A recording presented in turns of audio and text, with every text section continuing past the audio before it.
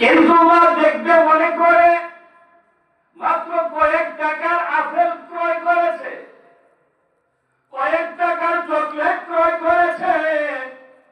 বাড়িতে ঢোকার সাথে সাথে বউয়ের আসলের ভিতর দিয়ে এইরকম ভাবে ওই পুটলা গুলি দিয়ে দেয়। ঠিক কিনা জুড়ে বলেন? ও যুবক ভাই, তুমি যদি ওই জিনিসটাই তোমার মার হাতে দিতে আর বলতে মাগো ও মা কোনো কিছু আনতে পারি নাই, এ মা তোমার জন্য এই যে কয়েকটা আপেল আঙ্গুর আনলাম, তোমার নাতনি তোমার নাতির জন্য কয়েকটা চকলেট নিয়ে আসলাম, মা তুমি খাইবা আর তোমার নাতি নাতকুনকে কয়েকটা দিবা। আপনারা কি বলেন? মা কি আপেল খাইতো নাকি? মা কি আঙ্গুর খাইতো নাকি? শুধু একটা কথার সান্ত্বনা। এ যুবক ভাই, শুধু একটা মুখের কথা তোমার মা সন্তুষ্ট হয়ে যাইত, তোমার মা কলিজা ফাটিয়ে যাইত। আহারে সন্তান, আমি তো তোর কাছে আপেল চাই না, আমি তো তোর কাছে আঙ্গুর চাই না। এ সন্তান, তুই যখন ছোট ছিলে, তুই যখন এইরকম ভাবে তোর ছেলের সমান ছিলে, আমিও এইরকম ভাবে না খেয়ে খেয়ে তোকে এগুলি খাওয়াইতাম। ঠিক কিনা জোরে বলেন?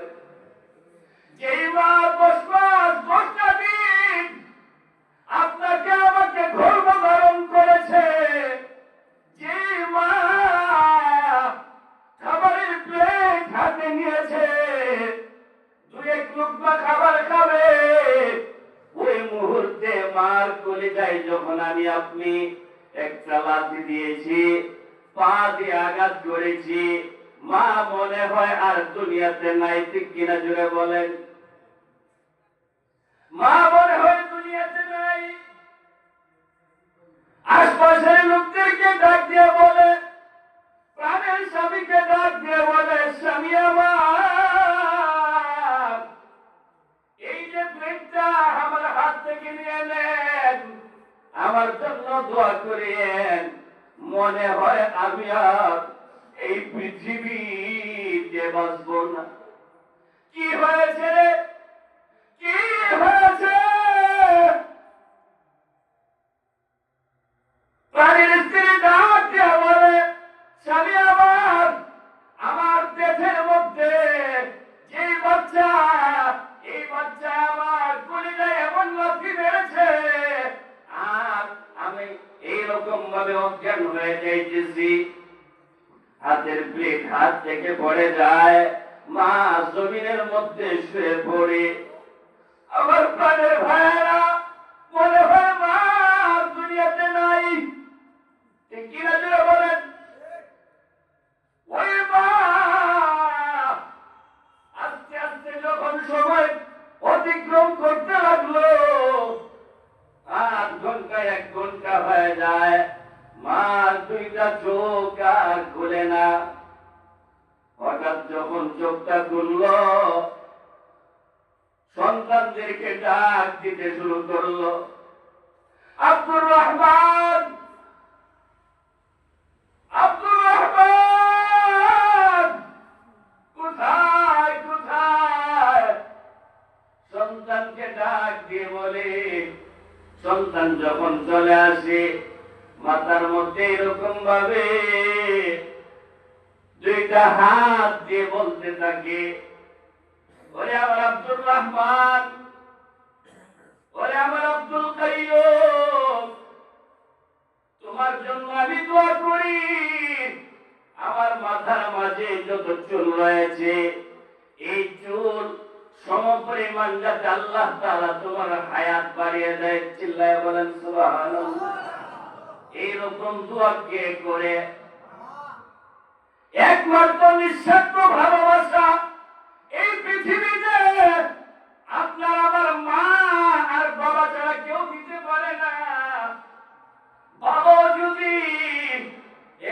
আদর করে মায়া মমতা দেখায়, এরপরও কিছু স্বার্থ থাকে।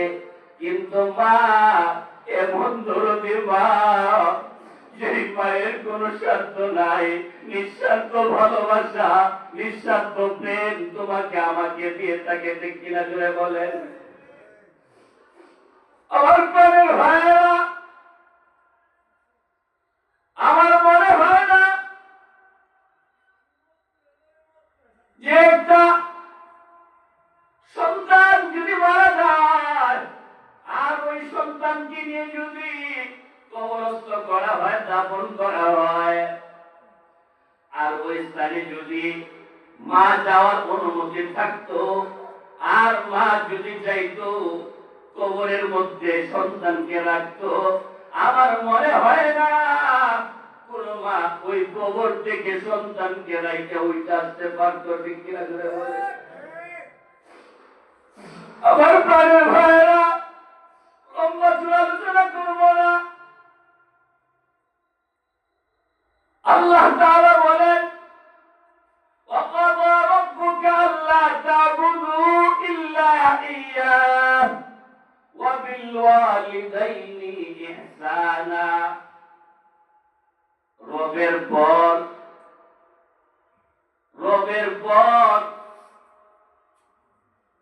وَبِالْوَالِدَيْنِ إِحْسَانًا, মাতা পিতার খেদমত করতে হবে। কার খেদমত করতে হবে? আমার যুবক ভাই বন্ধু, আমার সামনে অনেক বসা আছেন মুরব্বী বাবা, যাদের মা দুনিয়াতে বেঁচে আছে, তাদের মতন ভাগ্যবান এই আকাশের নিচে জমিনের উপরে আর কেউ নাই। ঠিক কিনা জুড়ে বলেন? আর যাদের মা দুনিয়াতে নাই, বাবা দুনিয়াতে নাই, মনে হয় আমার মতন কপাল পোড়া এইরকম বেনসিবওয়ালা এই আকাশের নিচে জমিনের উপরে আর কেউ নাই। আমার মাও দুনিয়াতে নাই, বাবাও দুনিয়াতে নাই। মা দুনিয়াতে থাকলে মার খেদমত করা যাইতো। আল্লাহর নবী বলেছেন, আল্লাহর নবী, বিশ্ব নবী রাহমাতুল লিল আলামিন বলেন, যে ব্যক্তি মা এবং বাবার চেহারার দিকে একবার সুনজরে তাকায়, আল্লাহ তাআলা একটা কবুল হজের সওয়াব তার আমলনামার মধ্যে দান করে দেয়। চিল্লায়ে বলেন সুবহানাল্লাহ, সুবহানাল্লাহ। আল্লাহর নবী, বিশ্ব নবী রাহমাতুল লিল আলামিন কে সাহাবায়ে কেরাম বলতে লাগলেন, ইয়া রাসূলুল্লাহ, ইয়া হাবিবাল্লাহ, ওগো আল্লাহর নবী, ওগো আল্লাহর হাবিব, কেউ যদি তার মা বাবার চেহারার দিকে বারবার এইরকম ভাবে তাকায়, তাহলে বারবার কবুল হজের সওয়াব হবে নাকি? আল্লাহর নবী বললেন, ও সাহাবী, কেউ যদি তার মা বাবার চেহারার দিকে একবার নয়, দুইবার নয়, তিনবার নয়, বারংবার যদি তাকায়, অর্থাৎ যতবার তাকাবে ততবার তার আমল নামায় একটা কবুলিয়ত হজের সওয়াব দান করে দিবে। যখন স্টুডেন্ট ছিলাম, ছাত্র ছিলাম, হুজুর যখন এই হাদিসটা পড়ায়া আমাদেরকে বলতে লাগলেন যে একবার সুনজরে তাকাইলে এইরকম ভাবে একটা কবুল হজের সওয়াব পাওয়া যায়।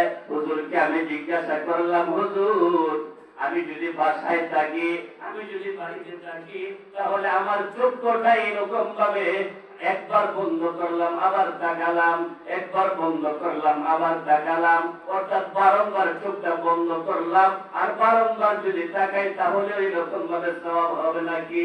হুজুর বললেন, যতবার চোখটা বন্ধ করবা আর যতবার চোখটা খুলবা, ততবার তোমার আমল নামায় একটা কবুল হজের সওয়াব দান করে দিবি। সুবহানাল্লাহ, সুবহানাল্লাহ। এই জন্য আমার প্রাণের ভাইয়েরা,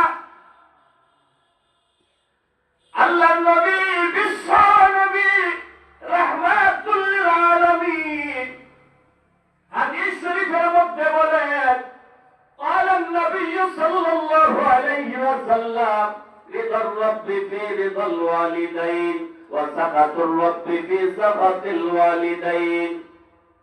অর্থাৎ কার উপর যদি মা বাবা এইরকম ভাবে সন্তুষ্ট থাকে তাহলে আল্লাহ সন্তুষ্ট, আর যদি কোন পিতা মাতা এই সন্তানের উপর নারাজ থাকে তাহলে আল্লাহ তার উপর নারাজ হয়ে যায়। ঠিক কিনা জোরে বলেন? এই জন্য আমরা যতদিন দুনিয়াতে বেঁচে থাকবো ততদিন পর্যন্ত যাদের মা বাবা দুনিয়াতে বেঁচে আছে ওই মা বাবার খেদমত করে যাইব। ঠিক কিনা জোরে বলেন? খেদমত করব। ওই মা বাবাকে বেশি খেদমত করা লাগে না। এরকম ভাবে শুধু একটু কথা বলবেন যে মা আপনার কিছু লাগবে নাকি, মা বলে নাই পান আনার জন্য, কিন্তু আপনি বাজারে গেলেন, বাজারে যাওয়ার পর আপনার চোখের সামনে মা পান খায়, পান সুপারি খায়, এই জন্য মার জন্য আধা দিলে পান, অল্প কিছু সুপারি এইরকম ভাবে মার জন্য নিয়ে আসলেন, নিয়ে বললেন মা গো এই যে নেন আপনার জন্য কিছু পান সুপারি নিয়ে আসলাম। মা ডাক দিয়ে বলবে আরে সন্তান, আমি তো তোকে এইরকম ভাবে আমার জন্য পান আনতে বলি নাই, কারণ পান আনার টাকা তো আমার কাছে আছে, আমার যে একটা বড় ছেলে আছে এবং তোমার যে বাবা আছে, তোমার বাবা আমার জন্য পান নিয়ে আসছে। আর ওই যে সন্তান, ছোট সন্তান মা বলে নাই, না বলাতে মার জন্য নিয়ে আসলেন। মা ডাক দিয়ে বলে আল্লাহ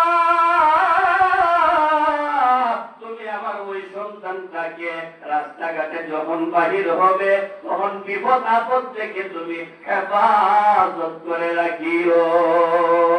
এই দোয়াগুলি কে করে? এই দোয়াগুলি কে করে ভাই? মা করে। মা ছাড়া এই দোয়াগুলি করে না। এই জন্য আশরাফ আলী থানভী রাহমাতুল্লাহি আলাইহি বলেন কেউ যদি মা বাবার খেদমত করে তার জন্য পুরস্কার দুনিয়াতে পাঁচটা। কয়টা? পাঁচটা পুরস্কার দুনিয়াতে থাকে। এক নাম্বার পুরস্কার হইল কেউ যদি মা বাবার খেদমত করে ওই মা বাবা তার জন্য এক নাম্বার দোয়াটা করে, আয় আল্লাহ তুমি আমার ওই সন্তানের হায়াতের মধ্যে বরকত দান করে দিও। সুবহানাল্লাহ বলবেন না? এক নম্বর দোয়াটাই করে যে হায়াতের মধ্যে বরকত দিয়ে দিও, হায়াতের মধ্যে হায়াতে তয়্যিবা নসিব করে দিও। এক নম্বর দোয়া হইল এটা। মুহতারাম হাজিরিন, হায়াতের যে কি বরকত, হায়াতের যে কি মর্তবা, একটু অসুস্থ হয়ে দেখেন, ঠিক না? একটু অসুস্থ হয়ে দেখেন, একটু ঠান্ডা 10 টাকার 20 টাকার ট্যাবলেট খাইলে ঠান্ডা দূর হয়ে যায়, কিন্তু এই ঠান্ডা খাই যদি আপনি ওষুধ না খান দেখেন আপনার কি অবস্থা হয়। রাতে ঘুম নাই, আরামের ঘুম হারাম হয়ে যায়। ঠিক কিনা যেটা বলে? তো সুস্থতা এটাও আল্লাহ তাআলার কি নিয়ামত। হায়াতে তয়্যিবা, হায়াত পাওয়া, হায়াতের মধ্যে বরকত হওয়া, এটাও আল্লাহ তাআলার কি নিয়ামত। মুহতারাম হাজিরিন, কত মানুষ আফসোস করতে থাকে যে আল্লাহ আমার যদি আর একটু হায়াত, আমি যদি আরো একটু বছর নষ্ট করতাম। ঠিক কিনা জোরে বলেন? তো মা বাবা সন্তুষ্ট থাকলে, মা বাবাকে যদি কেউ খুশি করতে পারে তাহলে এক নম্বর দোয়াটাই করে যে আল্লাহ তুমি আমার সন্তানের হায়াতের মধ্যে বরকত দান করে দিও। 2 নম্বর পুরস্কার হলো যে সন্তান যদি মা বাবাকে খুশি রাখতে পারে, মা বাবা 2 নম্বর দোয়া করে যে আল্লাহ তুমি আমার ওই সন্তানটাকে বিপদ আপদ থেকে হেফাজত কইরা রাখিও। সুবহানাল্লাহ। বিপদ আপদ থেকে বাঁচা, এটা কি সাধারণ কথা? রাস্তায় বাহির হইছেন, রাস্তায় গাড়ি ঘোড়া চালাইতেছেন, হঠাৎ আকাশ মেঘাচ্ছন্ন হয়ে গেল, দেখা যায় এইরকম ভাবে আস্তে আস্তে করে ধীরে ধীরে বৃষ্টি শুরু হয়ে গেছে, আকাশ ঘোলাট হয়ে গেল, অন্ধকার হয়ে গেল, এদিক সেদিক গুঞ্জন শোনা যাইতেছে, ডাক শোনা যাইতেছে। মুহতারাম হাজিরিন, মা ঘরের ভিতরে থাইকা এই দোয়াটাই করতে থাকে, আল্লাহ তুমি আমার সন্তান বাহিরে আছে, আল্লাহ আমার এই সন্তানটাকে এই মুহূর্তে ঠাড়া থেকে বড় ধরনের বিপদ আপদ থেকে তুমি হেফাজত করে রাখো। মুহতারাম হাজিরিন, বিপদ পড়ার কথা ছিল এই সন্তানের উপরে, কিন্তু মায়ের দোয়ার বদৌলতে আল্লাহ তাআলা দেখা যায় যে ঠাড়াটা পড়ছিল, এই ঠাড়াটা মানুষের উপর না পড়া একটা তাল গাছে পড়া যায়, একটা বট গাছে পড়া যায়, একটা আম গাছে পড়া যায়। ঠিক কিনা জুড়ে বলেন? মুহতারাম হাজিরিন, এই জন্য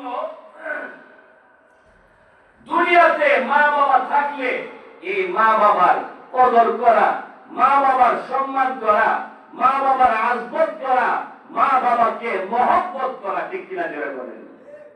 কেউ যদি মা বাবার আজবত না করে, মহব্বত না করে, ওই মা বাবাকে ভালো না বাসে, তাহলে সে জান্নাতে যাওয়া সম্ভব হবে না। ঠিক কিনা জোরে বলেন? মা অন্য এক হাদিস শরীফের মধ্যে আছে, মা এবং বাবার পায়ের নিচে হইল জান্নাত। ঠিক কিনা? মা বাবার পায়ের নিচে কি? জান্নাত। যদি সে কুড়ায় নিতে পারে তাহলে ঠিকই মায়ের পায়ের নিচে জান্নাত পেয়ে যায়। ঠিক কিনা জুড়ে বলেন? আমরা তো কুড়ায় নিতে পারি না, খুঁজতে পারি না, শুধু জান্নাতকে এতটুকুই জানি। কিন্তু মার কি সেবা করলে ওই জান্নাতটা পাওয়া যাবে, মার কি কদর করলে, মার কি আজবত করলে, মাকে কি ভালোবাসা দিলে ওই মায়ের পায়ের নিচের জান্নাতটা আমার জন্য রিজার্ভ হবে, আমার জন্য বরাদ্দ হবে, সেই জিনিস কিন্তু আমরা জানি না। ঠিক কিনা জোরে বলেন? আমরা তালাশও করি না, বুঝিও না, বরঞ্চ আমরা ওই মা বাবা একটু কথায় আমরা বিরক্ত হয়ে যাই। আর যেই মা বাবা আপনাকে নিয়ে কত কষ্ট করেছে, এইরকম ভাবে 3 বছর 4 বছর যায়, 1 বছর 2 বছর পর্যন্ত এই মা আপনাকে বুকের দুধ খাওয়ায়, এমন দুধ খাওয়াইছে যে দুধটা ঠান্ডা খাওয়ালে আবার দুধ জিহ্বা পুড়ে যাবে, না ঠান্ডা না গরম।